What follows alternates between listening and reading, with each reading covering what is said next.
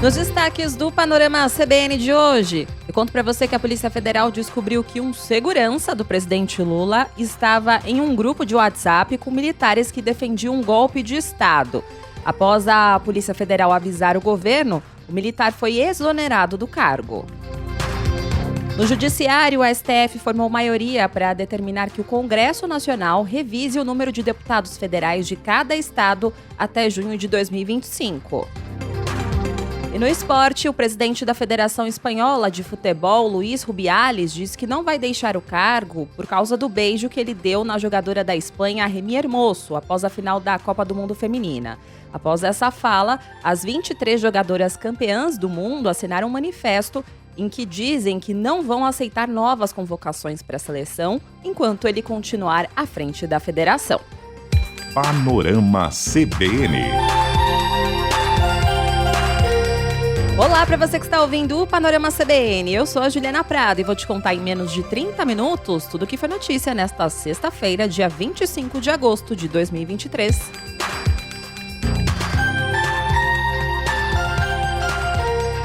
Eu começo esse episódio falando sobre o personagem da semana, o Tenente Coronel Mauro Cid. Enquanto eu gravo este episódio, no início da noite de hoje, ele está, neste momento, prestando um depoimento na Polícia Federal. Desta vez, ele foi chamado para dar esclarecimentos sobre um suposto encontro do hacker Walter Delgatti Neto com o ex-presidente Jair Bolsonaro. Mauro Cid era ajudante de ordens de Bolsonaro e o acompanhava em várias agendas. E em um depoimento, Delgatti disse que em uma das reuniões com o ex-presidente, lá no Palácio da Alvorada, em agosto de 2022, Bolsonaro chegou a perguntar se era possível invadir as urnas eletrônicas. E nesse depoimento de Mauro Cid à PF, a polícia quer saber se o ajudante de ordens de Bolsonaro testemunhou essa conversa do então presidente com o hacker. Lembrando aqui para você essa história, em depoimento à PF e também à CPMI dos ataques golpistas, o hacker ainda disse que chegou a se reunir com militares do Ministério da Defesa para discutir ataques às urnas. Delgatti disse ter sido contratado pela deputada Carla Zambelli para tentar colocar em xeque o sistema eleitoral e invadir sistemas da justiça, como o Conselho Nacional de Justiça.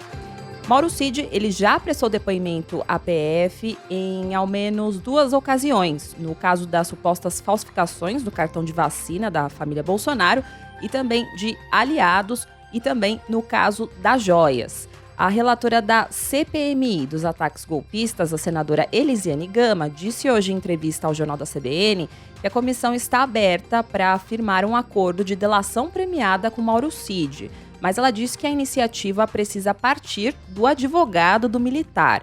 A senadora explicou que, caso esse processo avance, o depoimento do militar pode acontecer em uma sessão aberta.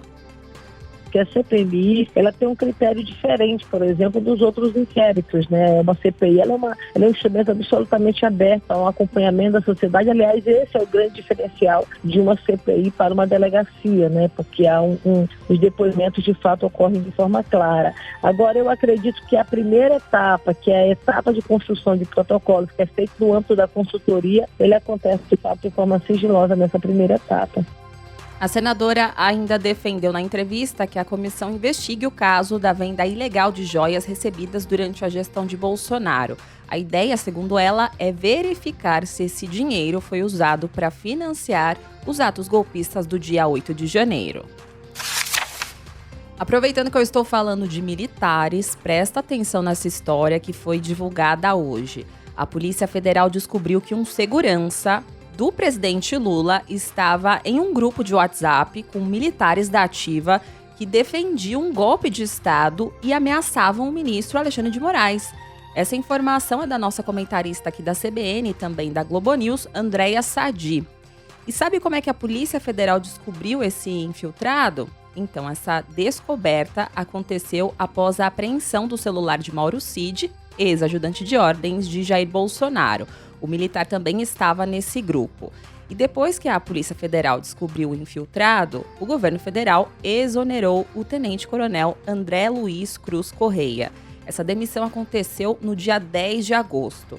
Só que o militar fez ao menos 6 viagens nacionais e internacionais na equipe do governo. E em 5 delas, acompanhou Lula. Ele fazia parte da equipe do Gabinete de Segurança Institucional, que cuidava da segurança do presidente desde o dia 4 de julho. Antes, ele era diretor adjunto do Departamento de Segurança Presidencial e ele foi nomeado em abril. Em nota, o GSI diz que considera o assunto solucionado. Claro que membros do governo foram questionados sobre esse caso hoje. O ministro de Relações Institucionais, Alexandre Padilha, disse que as instituições brasileiras foram contaminadas por uma rede de ódio no governo Bolsonaro. As várias instituições, sejam civis, militares, do Poder Executivo, do Judiciário, inclusive às vezes até da imprensa, foram contaminadas durante 4 anos por um exercício permanente de semear o ódio que era feito pelo governo anterior, de questionar a democracia, de questionar o resultado eleitoral, de planejar fraudes eleitorais. Infelizmente, isso contaminou várias instituições. O que nós estamos reabilitando nesse momento é o funcionamento autônomo das instituições e um governo federal de apurar, punir, afastar. Em meio às investigações que miram militares, hoje o comandante do Exército, general Tomás Paiva, diz que eventuais desvios de conduta de militares serão repudiados e corrigidos. Essa fala dele aconteceu durante uma cerimônia do Dia do Soldado, que contou com as presenças do ministro do STF, Alexandre de Moraes, também do ministro da Defesa, José Múcio, e do presidente em exercício, Geraldo Alckmin. Tomás Paiva diz que a força cumpre a Constituição e será sempre defensora da democracia. Ele também cobrou que os militares sejam pacificadores, defensores da pátria e intransigentes na defesa da liberdade. Meus comandados, guiados pelo espírito de servir a pátria, vocês são os fiéis depositários da confiança dos brasileiros, que só foi obtida pela dedicação extrema ao cumprimento da missão constitucional e pelo absoluto respeito a princípios éticos e valores morais. Esse comportamento coletivo não se coaduna com eventuais desvios de conduta, que são repudiados e corrigidos, a exemplo do que sempre fez Caxias. Agora eu vou fazer uma pausa no noticiário para contar para você um recado do patrocinador deste podcast.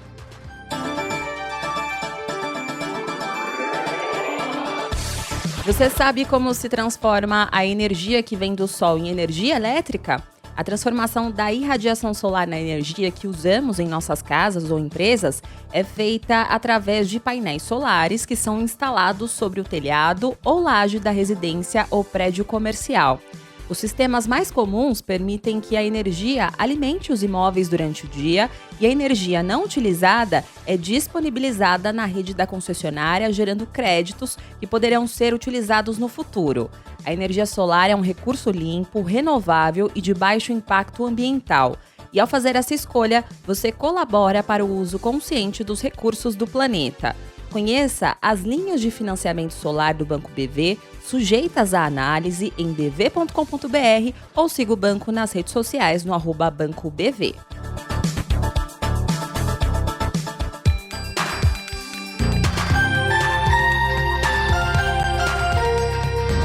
Voltando ao noticiário, vou levar você lá para o Judiciário, porque em um julgamento no plenário virtual, o Supremo Tribunal Federal formou hoje maioria para determinar que o Congresso Nacional redistribua o número de deputados federais de cada estado até junho de 2025.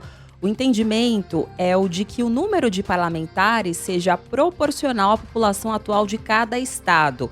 O critério aí para essa revisão deve ser o último censo que foi realizado em 2022 pelo IBGE. E caso o Congresso não faça o recálculo até esse prazo, a Justiça Eleitoral vai ter que determinar até 1º de outubro de 2025 o número de deputados de cada estado e do Distrito Federal.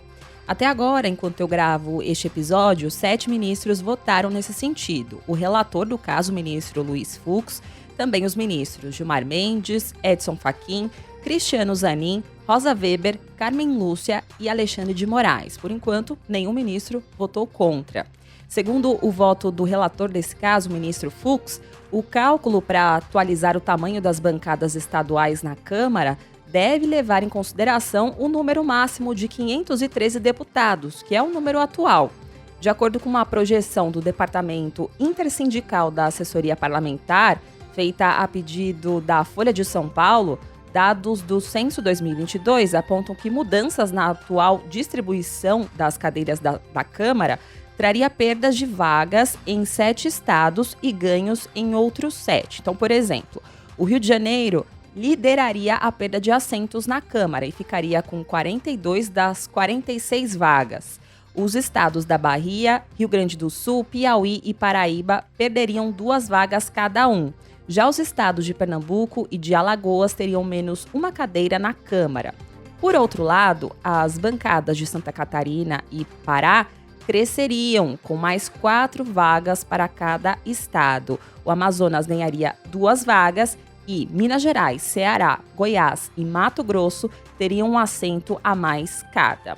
A Corte analisa uma ação que foi apresentada pelo governo do Pará em 2017, que alega estar subrepresentado na Câmara. O número de cadeiras por estado não é alterado desde dezembro de 1993. Não houve uma atualização do tamanho das bancadas com base nos censos de 2000 e nem de 2010. Ainda falando sobre o judiciário, hoje o STF formou maioria para que as guardas municipais sejam reconhecidas como órgãos de segurança pública. Essa decisão do STF reforça, então, a autorização para que a categoria faça abordagens e possa revistar lugares suspeitos de tráfico de drogas. Esse julgamento teve o voto de desempate do ministro Cristiano Zanin. Hoje também teve atualizações sobre o caso 123 Milhas. A Justiça da Paraíba determinou que a empresa deve emitir passagens da linha promo ou reembolsar clientes que não aceitarem vouchers oferecidos pela empresa.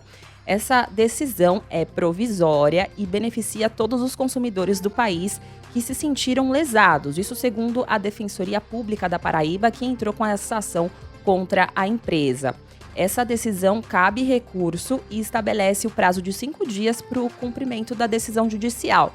Também fixa uma multa de R$ 5.000 para cada bilhete não emitido ou a negativa da restituição do valor integral. Na decisão, a juíza do caso disse que a 123 Milhas não pode frustrar as expectativas e os planos de seus clientes usando a demanda do mercado como justificativa.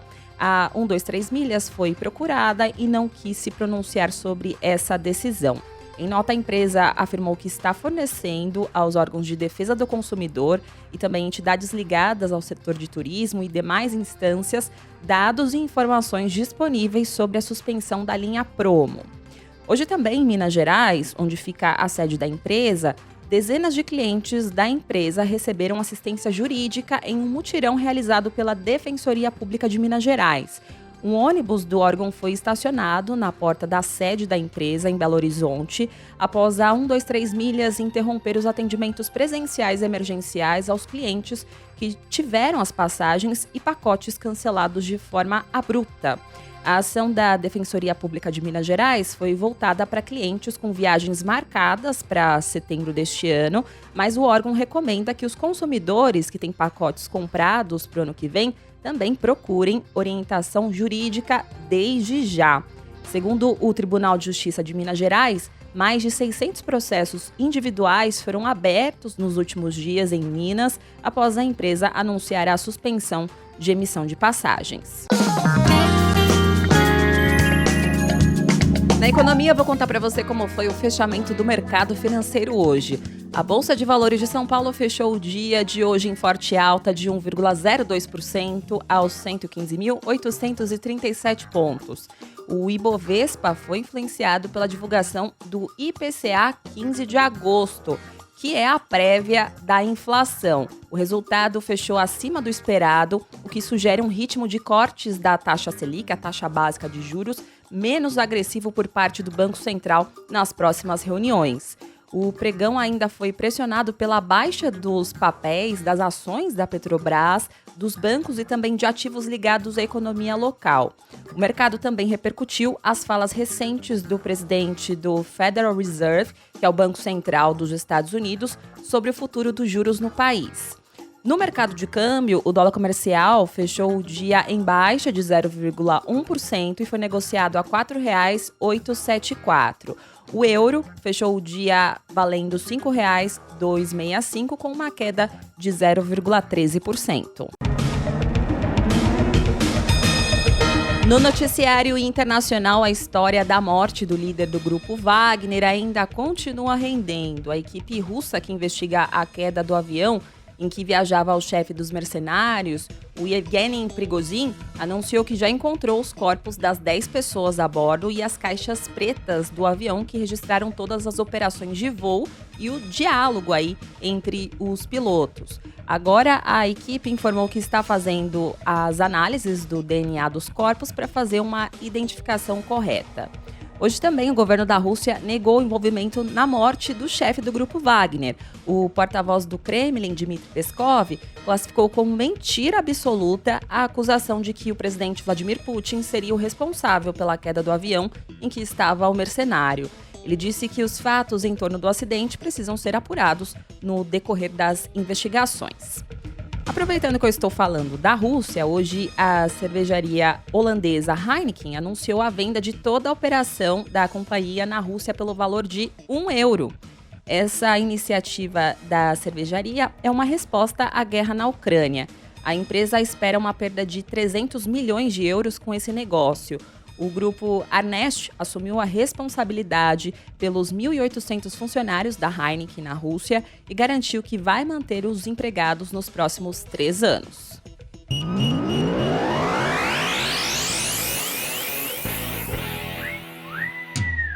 No esporte, o governo espanhol anunciou hoje que vai suspender o presidente da Federação Espanhola de Futebol, Luís Rubiales, do cargo por causa daquele beijo que ele deu na jogadora da Espanha, Reni Hermoso, após a final da Copa do Mundo Feminina.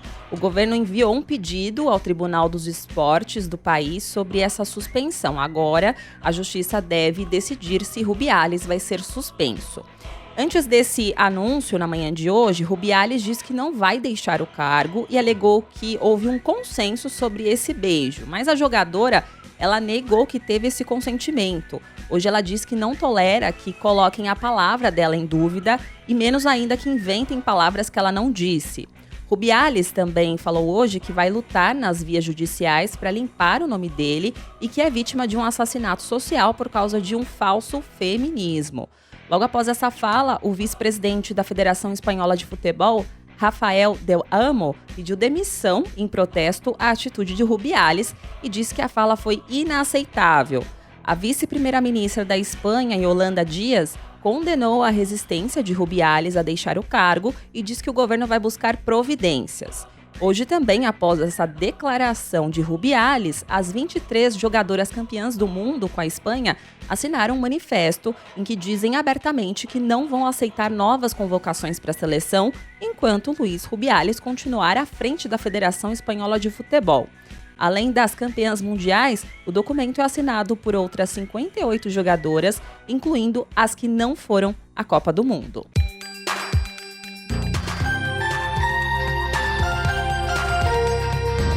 Vamos saber o que aconteceu esta semana lá nas terras de Sucupira?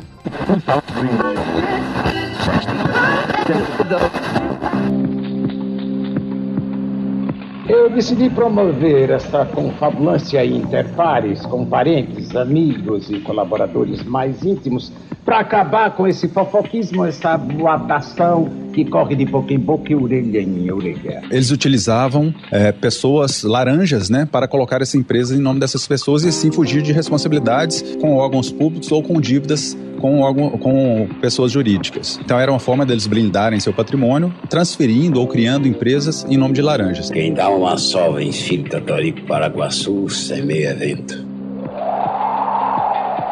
Quem semeia vento colhe temporal. O que o senhor vai fazer? Secar comigo. Pra frente, Sucupira!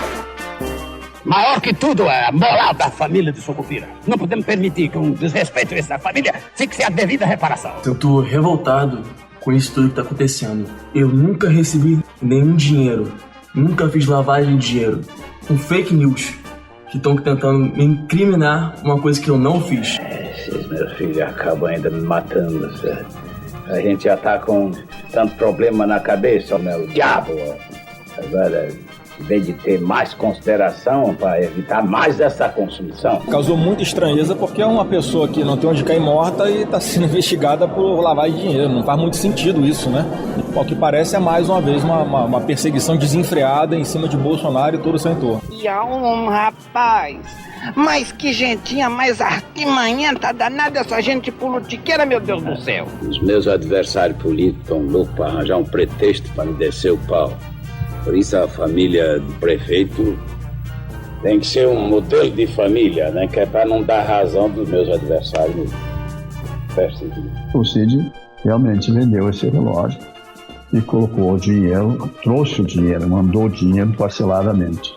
Ele retirou esse dinheiro, não sei se ele retirou tudo, se retirou por cada vez que chegava, como fazia, retirou o dinheiro e destinou àquele direito, que era a família presidencial. Era o presidente, uma primeira-dama, não parece que foi o presidente. É um homem em que a gente não pode confiar. Um dia tá do nosso lado, no outro tá contra nós. Sujeito das caras, é um bifacial. Eu não gosto de gente assim nas minhas hostes. É como dizia Xerxes, eu prefiro conquistar inimigos a viver rodeado de falsos amigos. Eu fiz um pagamento de boleto da filha do presidente do colégio que ela estudava no... O senhor, quando fazia pagamento, naturalmente não era da sua conta, era com dinheiro em espécie. Mas aí eu vou me permanecer em silêncio porque essa tudo parte bem, eu já de entendi. dinheiro em espécie... Toda vez que fala em dinheiro, o senhor vai dizer que... Mas já foi prestado a conta. Se eu tivesse 10 assessores como o senhor, apetrechado com tanto tirocínio, tanto senso de dever, tão elevada noção de responsabilidade e ninguém me segurava. As falas do bem-amado foram cedidas pelo acervo da TV Globo, o texto é de Dias Gomes e a interpretação é de Paulo Gracindo. A edição é de Edmilson Fernandes e Cláudio Antônio. Panorama CBN. Agora eu vou indo nessa, muito obrigada pela companhia de hoje. O roteiro e a produção deste episódio foram feitos por mim e os trabalhos técnicos são do Anderson Wendel, o Tico. E você pode me encontrar lá nas redes sociais, no @Juliana_Deprado no Twitter e no Insta é só procurar por @JulianaDeprado. E tem também o e-mail juliana.prado@cbn.com.br. Antes de ir, eu preciso pagar aqui minhas dívidas com vocês, porque essa semana eu tava pegando aquele ritmo de jogo, né, pós-férias. O noticiário estava muito movimentado e aí eu precisava de um tempo para dar um oi para vocês, né? E eu tive esse tempo agora, porque sexta-feira foi, assim, mais normal, uma sexta-feira comum, né? Porque as últimas tiveram operações, enfim, você acompanhou aqui no Panorama. E eu vou começar aqui com a mensagem do nosso Panolover Ricardo Elbert, que diz que ouve sempre as 2 edições do Panorama, gosta muito, desejou muito sucesso aqui para mim, também para Natália. Também tem a mensagem do Miro Filho, me desejou boas-vindas das férias e ele me cobrou, ele disse: seus Panolovers estão aguardando o seu abraço. Ele também deixou um abraço para todo mundo que faz aqui o Panorama, o Tico e o Dom também. Outro Panolover que mandou mensagem, que foi o César Augusto, ele disse que o meu parça que ficou aqui nas minhas férias, o Leandro Gouveia, cuidou muito bem do Panorama. Tenho certeza disso. Ele também desejou boa volta. Também mandaram mensagens o Jackson Guimarães, o Pedro Toscano e o Fernando Silva. Essas são mensagens que eu peguei lá atrás, que não deu tempo para fazer, né, para falar aqui no Panorama antes de sair de férias, mas registro aqui a participação de vocês. Muito obrigada pelas mensagens. Desculpem a demora, mas eu acho que vocês me entendem, né? E não se esqueça que segunda-feira tem a edição da manhã do Panorama CBN a partir das 7 horas da manhã com a Natália Furtado. Combinado? Beijos pra você, bom descanso e até segunda!